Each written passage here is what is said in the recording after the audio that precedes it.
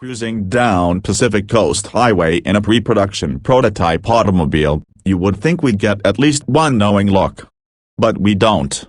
Here we are in a major hotbed of automobile culture, Los Angeles, in a car that probably no one around us has ever seen on the road, and exactly no one notices. We're invisible. We're not surprised. We are in the 2016 Scion, after all. Essentially a rebadged version of the innocuous Auris hatchback that Toyota sells in overseas markets. It's a car that pretty much no one but Scion dealers is hungry to see. If we were in a prototype of the next Volkswagen Golf, we'd be chased down by every GTI driver within 10 miles. Were we in the next generation Honda Civic, we'd be mobbed like the Beatles in 1964. But as it stands today, Scion has no wild-eyed following. Look at me. The M story of mess starts with the styling. Scion did little to dress up the overwhelmingly trapezoidal Auris beyond adding a body kit, directional 17-inch wheels, and a bright exhaust tip. Granted, the result doesn't hurt the eyes, but from an identity standpoint there's little for the observer to grasp. Looking like a mix of the Toyota Corolla and the first-generation Mazda 3. The M is neither as emotional as the current Mazda 3 nor as dapper as the Volkswagen Golf.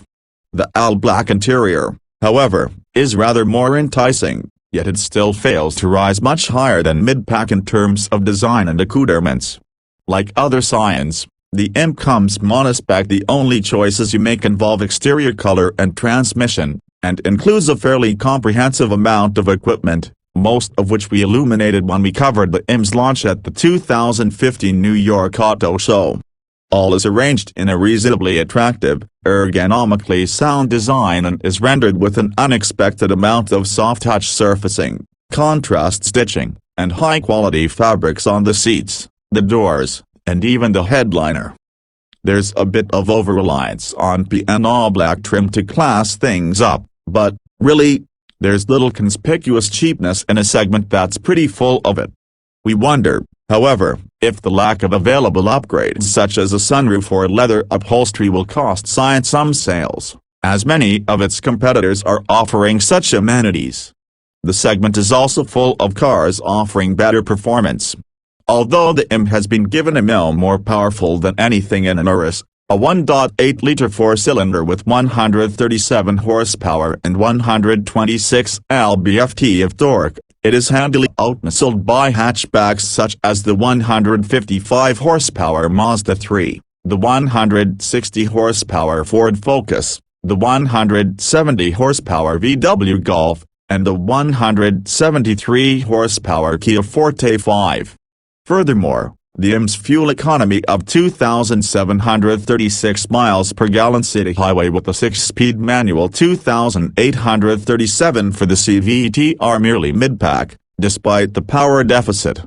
Scion didn't provide factory-estimated acceleration numbers, but on the mountain roads of Malibu, we had to mash the pedal much of the time, and the sound was neither stirring nor straining.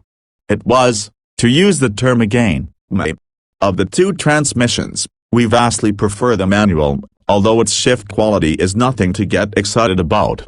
The alternative is the so-called GVS, which deserves some credit for providing a sport mode that not only revs the engine higher and more readily as it runs through its 7 simulated gears, but can also, with the help of a yaw sensor, predictively raise engine revs as the car exits a corner.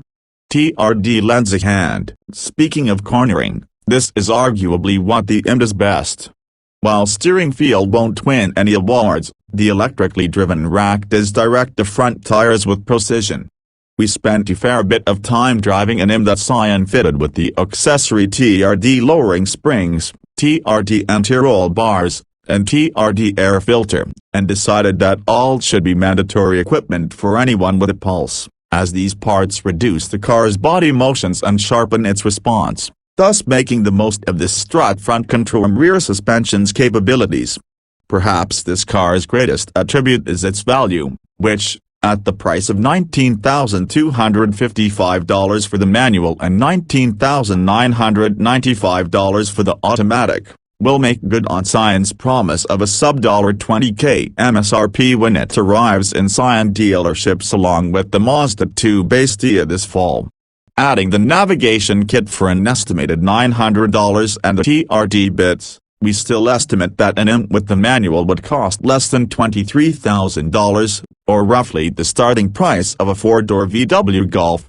We only wish it were a bit more interesting to look at and to drive, because if Scion is going to survive, it needs a following. And at first blush, the M doesn't seem good enough to build one.